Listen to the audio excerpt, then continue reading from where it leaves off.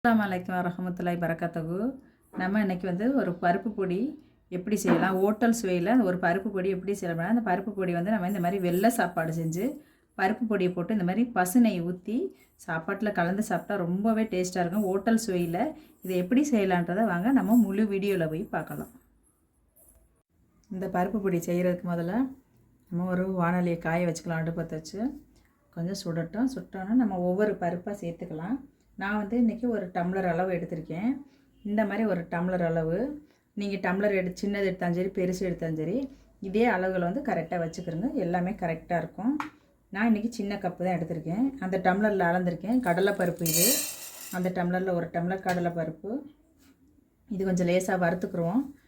இது வறுத்துட்டு அதுக்கப்புறம் அந்த பருப்புகளையும் இதோட சேர்த்துக்கிறோம். ஒன்றாவே வறுத்துடலாம். இது இப்போ இது பாதி வறுபட்டாச்சு. இந்த டைமில் நம்ம துவரம் பருப்பு சேர்த்துக்கணும். துவரம் பருப்பு சீக்கிரம் வறுபட்டுரும்.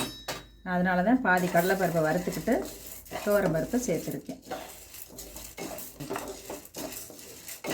ஒரே டம்ளர் அளவு தான் பருப்பு. கடலைப்பருப்பும் அதே அளவு தான், துவரம் பருப்பும் அதே அளவு தான், உடச்சக்கல்லையும் அதே பொட்டுக்கல்லையும் சொல்லுவோம்ல, அதே உடச்சக்கல்லையும் சொல்லுவாங்க, அதுவும் அதே அளவு தான். சீரகம் ஒரு அரை ஸ்பூன் சீரகம் போட்டுக்கிடுவோம். மிளகா நம்ம குழந்தைங்களுக்குலாம் அந்த பருப்பு சாதம் ஊட்டும்போது ரொம்ப காரமாக தான் நல்லா இருக்காது. அதனால் நான் 3 மிளகா தான் சேர்த்துருக்கேன். மிளகு ஒரு 1/4 ஸ்பூன் மிளகு தான் சேர்த்துருக்கேன். ஏன்னா காரம் வேண்டான்னு. பருப்பு பொடினா பொதுவாக காரம் இருக்கக்கூடாது. நிறைய குழந்தைங்களுக்கு தான் அதை ஊட்டுவோம்.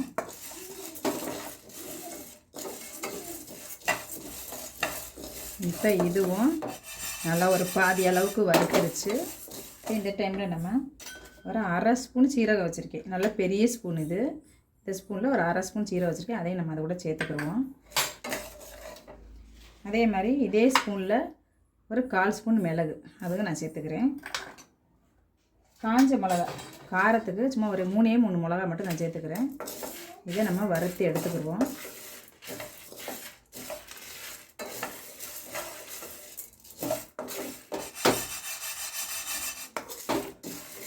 நல்லா வறுக்கட்டும். அப்போ தான் நம்மளுக்கு பவுடர் நல்லா கெட்டு போகாமல் இருக்கும்.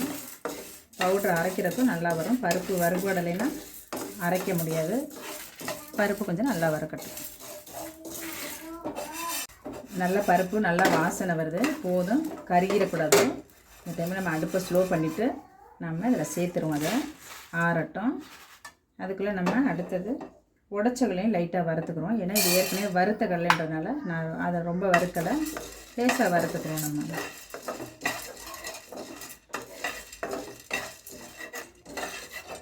இது பொட்டுக்கடலை ஏற்கனவே வறுத்த கடலை தான் இது. அதனால் ரொம்ப வறுக்க வேண்டாம். நான் சும்மா லேசாக அந்த சூட்டிலே போட்டு லேசாக வறுத்துருக்கேன். போதும். நம்ம இப்போ இதையும் இது கூட சேர்த்துருவோம். இப்போ நம்ம கருவேப்பிலையை வறுத்துக்கிடுவோம். பெருங்காயம் நான் பவுடரை தான் அப்படியே சேர்த்து அரைச்சிக்கிற போகிறேன். அரைக்கையில் பெருங்காய பவுடரை போட்டு அரைச்சிக்கிற போகிறேன். கருவேப்பிலை ஒரு 2 ஆர்க்கு. கருவேப்பிலை நிறைய தேவையில்லை, ஒரு 2 ஆர்க்கு. ஏன்னா பச்சை கலராக மாறிடும். இதை வறுக்கையில் நான் ஒரு அரை ஸ்பூன் கல் உப்பு வச்சுருக்கேன். இந்த கல் உப்பை இதை கூட சேர்த்து வறுத்துக்குவோம் நம்ம. ஏன்னா இந்த ஈரம் இருக்கும், கல் உப்பில் கூட ஈரம் இருக்கும். நம்ம வறுத்துக்கிட்டோம்னா ஏன்னா பவுடர் கெட்டு போகாமல் இருக்கும். 1 மாதம் வச்சுருந்தாலும் கெடாது.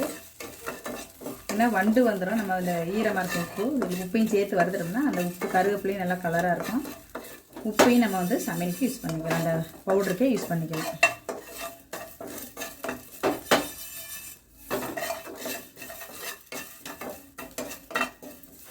போதும், நம்ம அடுப்பு ஆஃப் பண்ணிடலாம். இதை பாருங்கள், நல்லா வறுபட்டுருச்சு.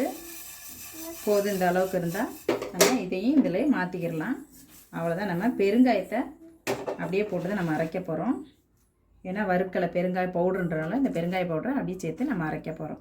இது ஆறட்டும். ஆறினாலும் நம்ம பவுடர் அரைச்சிட்டு பார்க்கலாம். நம்ம நைஸ் பவுடர் அரைக்கணும், பார்க்கலாம். அப்புறம் இது எல்லாமே ஆறிடுச்சு. நான் எல்லாத்தையும் மிக்சியில் போட்டேன்.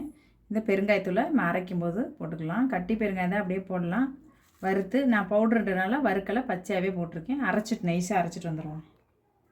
இப்போ நம்ம பருப்பு பொடி சூப்பராக நைஸாக அரைச்சாச்சு. நைஸாக அரைச்சிக்கிறங்க, அப்போ தான் நல்லாயிருக்கும். நல்லா நைஸாக அரைச்சிருங்க. இந்த மாதிரி நைஸாக பவுடர் அரைச்சிங்கன்னா ரொம்ப நல்லாயிருக்கும். வாசனை சூப்பராக இருக்குது. இதை நம்ம சுடு சோத்தில் போட்டு நெய் ஊற்றி சாப்பிட்டோம்னா சூப்பராக இருக்கும். அதில்